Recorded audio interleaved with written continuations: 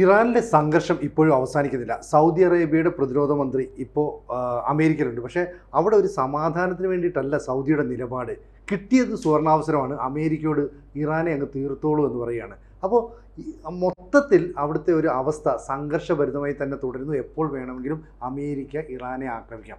അങ്ങനെ തന്നെയാണോ സാർ? ഇപ്പോൾ ഈ ആക്സിയോസ് എന്ന് പറഞ്ഞ വലിയ ആദരണീയമായ മാധ്യമമാണ് ഈ സൗദിയുടെ നിലപാട് മാറ്റം റിപ്പോർട്ട് ചെയ്തിരിക്കുന്നത്. സൗദിയുടെ പ്രതിരോധ മന്ത്രി ഖാലിദ് ബിൻ സൽമാൻ, KBS, മറ്റേത് MBS, ഇത് KBS, അദ്ദേഹം പോയിട്ട്, പ്രതിരോധ മന്ത്രി പോയിട്ട് കുറേ നാളായിട്ട് ഈ ട്രംപ് ഭീഷണി മുഴക്കുന്നുണ്ട്, ഞങ്ങൾ ഇറാനെ ആക്രമിച്ചു കളയുന്ന. ഈ ഭീഷണി നടപ്പാക്കാവുന്ന കൃത്യമായ സമയമാണിത്, സുവർണാവസരമാണ്. ഭീഷണി നിങ്ങൾ ഇപ്പോൾ നടപ്പാക്കിയില്ലെങ്കിൽ ഇറാൻ ഭരണകൂടം ശക്തമാകും എന്ന് പറഞ്ഞിട്ടുണ്ട് എന്നാണ് ആക്സിയോസ് റിപ്പോർട്ട് ചെയ്യുന്നത്. അപ്പോൾ 3 ആഴ്ച മുമ്പ് മുഹമ്മദ് ബിൻ സൽമാൻ MBS മറിച്ചാണ് പറഞ്ഞിരുന്നത്, 3 ആഴ്ച മുമ്പ്. അപ്പോൾ അങ്ങനെ ഈ MBS ട്രംപിനോട് ആവശ്യപ്പെട്ടത് കൊണ്ടാണ് ആക്രമണം ട്രംപ് താമസിപ്പിച്ചത് എന്നാണ് പൊതുവിശ്വാസം. പക്ഷേ ഇപ്പോൾ അനുജൻ, ഈ MBSൻ്റെ അനുജൻ KBS MBSൻ്റെ വിശ്വസ്തനുമാണ്. അദ്ദേഹം വ്യാഴാഴ്ച മാർക്ക് റൂബിയോയെ, വിദേശകാര്യ സെക്രട്ടറി മാർക്ക് റൂബിയോയെ വൈറ്റ് ഹൗസിൽ കണ്ടിരുന്നു. പ്രതിരോധ സെക്രട്ടറി പീറ്റ് ഹെക്സേത്തിനെ കണ്ടിരുന്നു, സ്റ്റീവ് വിറ്റ്കോഫിനെ കണ്ടിരുന്നു, മിഡിൽ ഈസ്റ്റ് ഇൻവോൾവ്. സംയുക്ത സേനാ മേധാവി ജനറൽ ഡാൻ കെയ്നുമായിട്ടും സംസാരിച്ചിരുന്നു. എന്ന് പറഞ്ഞാൽ സൗദി അറേബ്യ ഇറാനെ അമേരിക്ക ആക്രമിക്കുന്നതിനെ അനുകൂലിക്കുന്നു. മാത്രമല്ല സൗദി അറേബ്യ ഞങ്ങൾ വ്യോമമേഖല നിങ്ങൾക്ക് തുറന്നു തരില്ല എന്നാണല്ലോ 3 ആഴ്ച മുമ്പ് അമേരിക്കയോട് പറഞ്ഞിരുന്നത്. അങ്ങനെയാണെങ്കിൽ ഇനി ഇറാനെ ആക്രമിക്കാനുള്ള താവളവും വ്യോമമേഖല തുറന്നു കൊടുക്കുകയും ഒക്കെ ചെയ്യും എന്നാണ് ഇതിന്ന് മനസ്സിലാകുന്നത്.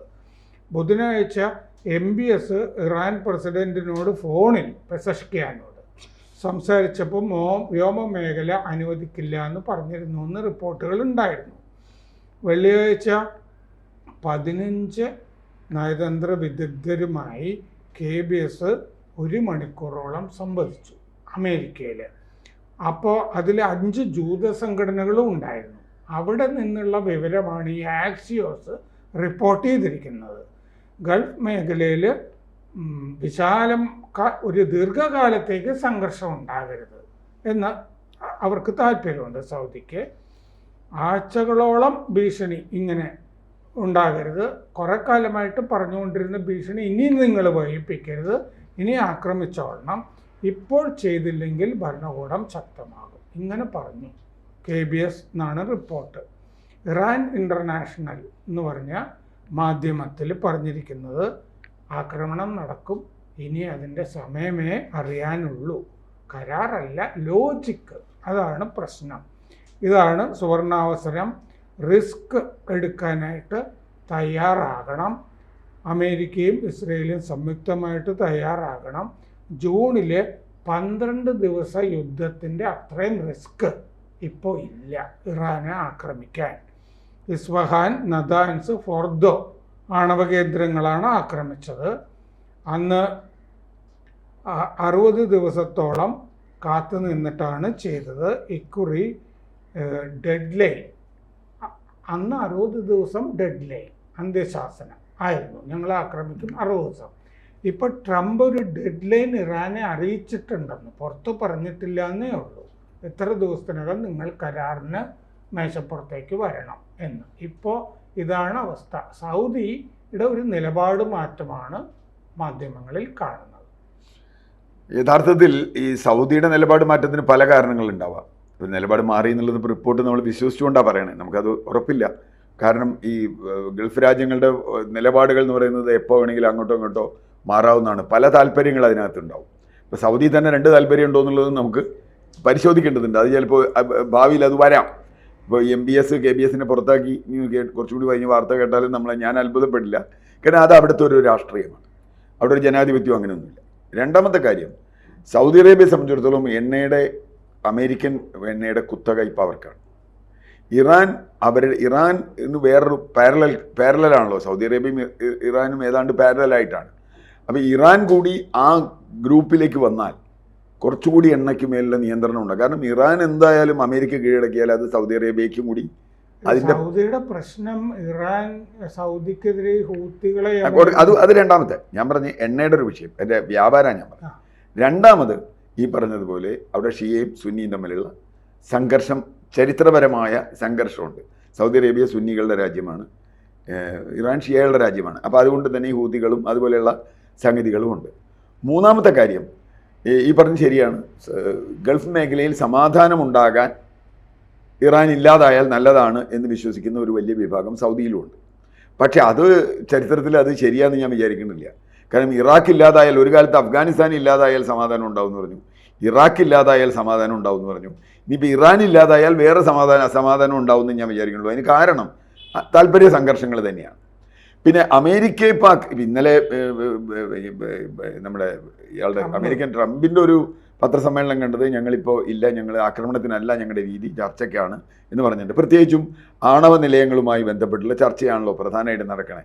ഇറാൻ്റെ അണവായുധ ശേഷി ഇറാൻ ഉണ്ടാവരുത് എന്നും അങ്ങനെയാണെങ്കിൽ ആ സ്ഥലങ്ങൾ മുഴുവൻ പരിശോധിക്കാനുള്ള അധികാരം ഇൻ്റർനാഷണൽ ആറ്റോമിക് എനർജി ഏജൻസിക്ക് കൊടുക്കണമെന്നും ഇറാൻ്റെ എല്ലാ ഫെസിലിറ്റീസും പരിശോധിക്കാനുള്ള അവകാശം വേണം. അതാണ് ഇതിൻ്റെ ക്രക്സ്.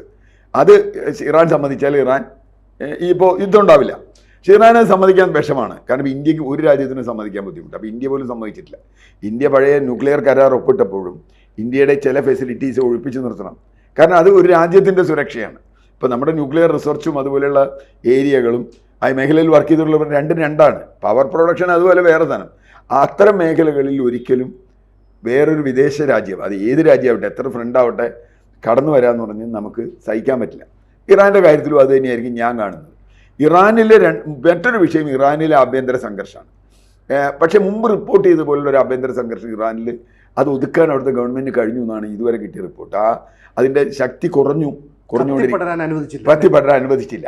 അതുകൊണ്ട് സൗദി അറേബ്യയെ സംബന്ധിച്ചിടത്തോളം പറഞ്ഞൊരു കാര്യം ശരിയാണ്, ഇത് അല്പം ആഭ്യന്തര സംഘർഷവും കൂടി ഇല്ലെങ്കിൽ യുദ്ധം എളുപ്പമല്ല ജയിക്കാം. അമേരിക്കയെ സംബന്ധിച്ചിടത്തോളം ശരിയാണ്, വ്യോമ മേഖലയിൽ അമേരിക്കയ്ക്ക് അപ്രമാദിത്വമുണ്ട്. അമേരിക്കയ്ക്കും ഇസ്രായേലിനും. ഇറാൻ ഇല്ലാത്തതും അതാണ്, വ്യോമയോധത്തിൽ. പക്ഷേ മിസൈലുകളും മറ്റു സംഗതികളും ഇറാനുണ്ട്. അപ്പോൾ അതുകൊണ്ട് മാത്രമല്ല, ഈ ഒരു ഗതിയും ഇല്ലാതെ വന്നാൽ ഇറാൻ ഒരു ന്യൂക്ലിയർ ആഴ്സണൽ പ്രയോഗിക്കില്ല എന്ന് പറയാൻ പറ്റില്ല. കാരണം ആകെ തകർന്നു പോയത് കയ്യിൽ ഉപയോഗിച്ച് കഴിഞ്ഞാൽ അത് ലോകത്തിൻ്റെ ഗതി തന്നെ മാറും. അത് ഇറാൻ്റെ യുദ്ധമാവില്ല. പിന്നെ അതിന് പല കാര്യങ്ങളുണ്ട്. മാത്രമല്ല ഇറാനെ സംബന്ധിച്ചിടത്തോളം ഇപ്പോൾ ഇന്ത്യക്ക് പോലും എത്ര അമേരിക്കയോട് അടുപ്പമുണ്ടെന്ന് പറഞ്ഞാലും ഇറാനെ എതിർത്തുകൊണ്ട് ഒരു നിലപാടെടുക്കാൻ പറ്റില്ല. കാരണം ഇറാനിൽ നിന്ന് ഇപ്പോഴും എണ്ണ വാങ്ങിക്കുകയാണ്. ഇപ്പം ഇന്നലെ വെനിസുലയിൽ നിന്ന് എണ്ണ വാങ്ങണം, ഇറാനിൽ നിന്ന് എണ്ണ വാങ്ങണ്ടെന്ന് ട്രംപ് മുതലാളി നമ്മളോട് പറഞ്ഞപ്പോൾ നമുക്കത് ചെയ്യാൻ പറ്റില്ല. റഷ്യയിൽ നിന്ന് എണ്ണ വാങ്ങരുതെന്ന് പറഞ്ഞാൽ ഇന്ത്യക്ക് ചെയ്യാതിരിക്കാൻ പറ്റുമോ? കാനഡയിൽ നിന്ന് എണ്ണ വാങ്ങരുതെന്ന് പറഞ്ഞാൽ ഇന്ത്യക്ക് ചെയ്യാതിരിക്കാൻ പറ്റുമോ? ഇന്ത്യക്ക് ഇഷ്ടമുള്ളിടത്തുനിന്നൊക്കെ എണ്ണ വാങ്ങും. കാരണം അത് ഇന്ത്യ ഒരു പരമാധികാര രാജ്യമാണ്.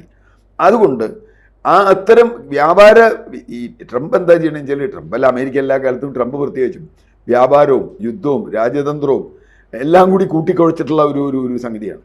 അമേരിക്ക ഈ തന്ത്രങ്ങളെല്ലാം പ്രയോഗിച്ചപ്പോൾ അവിടെ ഒരു ആഭ്യന്തര കലാപത്തിന് തിരികൊടുത്തത് അമേരിക്കയാണെന്ന് പറയാം. പക്ഷേ അയത്തുള്ള അലി ഖമനേയി എന്ന് പറയുന്ന ആ ആത്മീയ നേതാവിനെ അട്ടിമറിക്കണമെങ്കിൽ അവിടുത്തെ IRGC കൂടി ഈ കലാപകാരികളെ പിന്തുണയ്ക്കുന്ന ഒരു നിലപാട് സ്വീകരിക്കണമായിരുന്നു. അപ്പോൾ സ്വീകരിക്കുമോ ഇല്ലയോ എന്നുള്ളൊരു കൺഫ്യൂഷൻ നിൽക്കായിരുന്നു. ഇപ്പോഴും IRGCയുടെ നിലപാട് തന്നെ ആയിരിക്കില്ല നിർണായകം? തീർച്ചയായിട്ടും IRGC ഇതുവരെ ഖൊമേനിക്കെതിരായി സംസാരിച്ചിട്ടില്ല എന്ന് വെച്ചാൽ ഉറപ്പിച്ചൊരു നിലപാടെടുത്തിട്ടില്ല. IRGC നിലപാടെടുത്താൽ നേരത്തെ പറഞ്ഞ് കറക്റ്റാണ്, ഇറാനിലെ കലാപത്തിന് വേറൊരു ഡയമെൻഷൻ വരും, അത് ശക്തിപ്പെടും.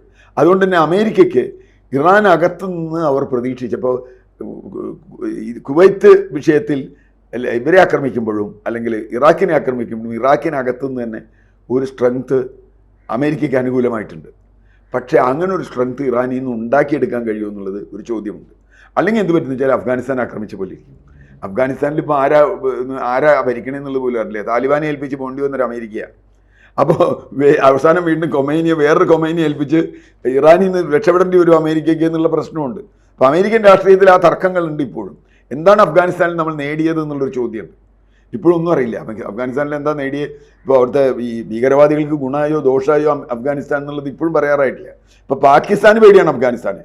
കാരണം പാകിസ്ഥാനിലേക്ക് ആക്രമണം നടത്തിക്കൊണ്ടിരിക്കുക അഫ്ഗാനിസ്ഥാനിൽ നിന്നുകൊണ്ട്. എന്ന് പറഞ്ഞാൽ വളരെ സങ്കീർണമായ ഒരു ഗൾഫ് രാഷ്ട്രീയമാണ് നിലനിൽക്കുന്നത്. അതിൽ ഈ പറഞ്ഞതുപോലെ വ്യാപാരവും രാജ്യതന്ത്രവും യുദ്ധതന്ത്രവും എല്ലാം കൂടി കൂടിക്കലർന്നിട്ടാണ്. മതമുണ്ട്, സംഗതിയുണ്ട്. അതുകൊണ്ട് തന്നെ എനിക്ക് തോന്നുന്നില്ല ഈ സൗദി അറേബ്യ ഭരണം മാത്രം കേട്ട് പോകുന്നു. മൂന്നാമത്തെ കാര്യം, പ്രധാനപ്പെട്ട കാര്യം, സൗദി അറേബ്യയിൽ അമേരിക്കയ്ക്ക് ക്യാമ്പുണ്ട്, മുമ്പ് തന്നെയുണ്ട്. കാരണം ഈ ഇറാഖ് യുദ്ധകാലത്ത് തന്നെ അവർക്ക് ക്യാമ്പുണ്ട്. പക്ഷേ ഇറാനെ അവിടെ നിന്ന് ആക്രമിക്കാൻ പറ്റുമോ എന്നുള്ളതായിരുന്നു ചോദ്യം. ഇറാനെ അവിടെ നിന്ന് ആക്രമിക്കാൻ പറ്റുമെന്ന് പറഞ്ഞാൽ പോലും സ്ട്രാറ്റജിക്കലി അത് പോരാ അമേരിക്കയ്ക്ക്. സൗദി അറേബ്യ ബേസ് മാത്രം പോരാ. ഇസ്രായേലും ഇനി ഇസ്രായേൽ ഇതിൽ ഇടപെട്ട് കഴിഞ്ഞാൽ വേറെ രീതിയിലുള്ള കോംപ്ലിക്കേഷൻ വരുമോയെന്നറിയില്ല. അതും വരാം.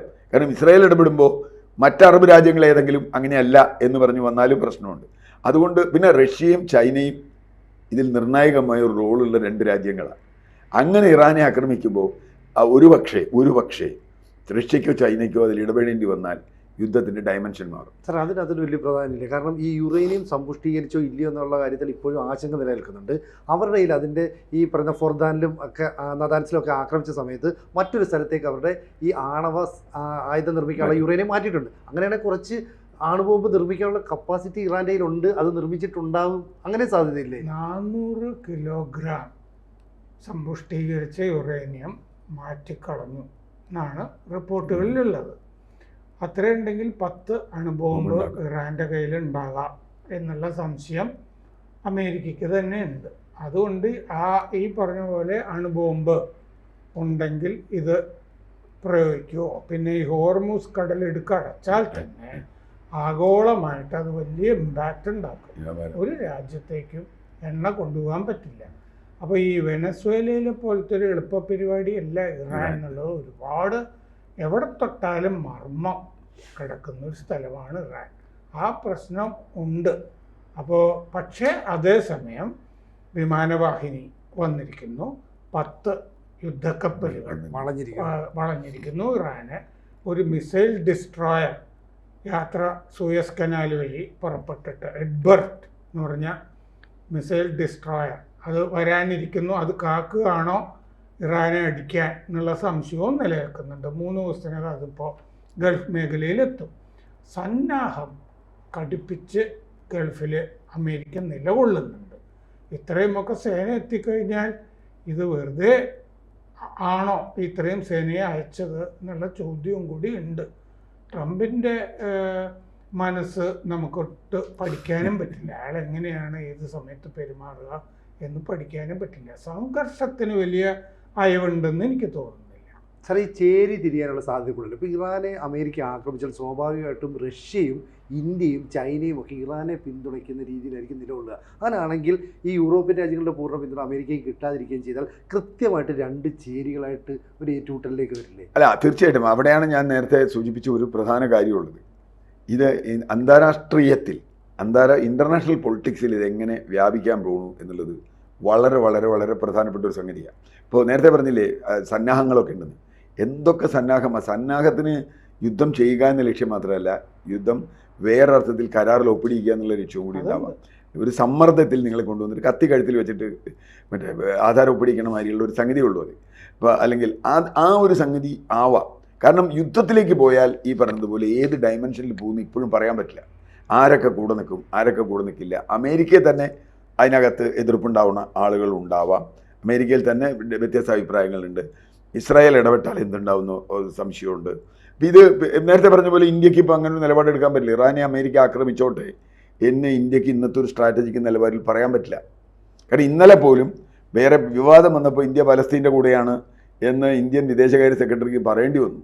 ഇന്ത്യ പലസ്തീൻ്റെ കൂടെയാണ്, ഇസ്രായേലിൻ്റെ കൂടെ അല്ല എന്ന് പറയേണ്ടി വന്നു. ഞാൻ പറഞ്ഞത് ഇതൊക്കെ ഒരു സമ്മർദ്ദമാണ്. നമുക്ക് പറയാൻ പറ്റില്ല എങ്ങനെയാണ് ഇതൊക്കെ വരാൻ പോണെന്നുള്ളത്. അതുകൊണ്ട് ഈ ഗൾഫിലെ സങ്കീർണത അടുത്ത കാലത്തൊന്നും തീരുമെന്ന് ഞാൻ വിചാരിക്കണില്ല. അത് സങ്കീർണമാക്കിക്കൊണ്ടിരിക്കണം. കാരണം ആ സങ്കീർണത പ്രത്യേകിച്ചും പാശ്ചാത്യ രാജ്യങ്ങളെ സംബന്ധിച്ചിടത്തോളം വളരെ പ്രധാനമാണ്. അതിൻ്റെ ഗുണം ആർക്കൊക്കെ കിട്ടുമെന്ന് പറയാൻ പറ്റില്ല. റഷ്യയ്ക്കും കുറേ ഗുണം കിട്ടുന്നുണ്ട്, ചൈനയ്ക്ക് കിട്ടുന്നുണ്ട്, ഇന്ത്യക്കും ഒരു പങ്ക് ഗുണം നമുക്കും കിട്ടുന്നുണ്ട്. ഇറാനിലെ എണ്ണ ഒരു പക്ഷേ അതിൻ്റെ കുറഞ്ഞ വിലയ്ക്ക് ഇറാനിലെ എണ്ണയോ ഗ്യാസോ ഒക്കെ കിട്ടാം.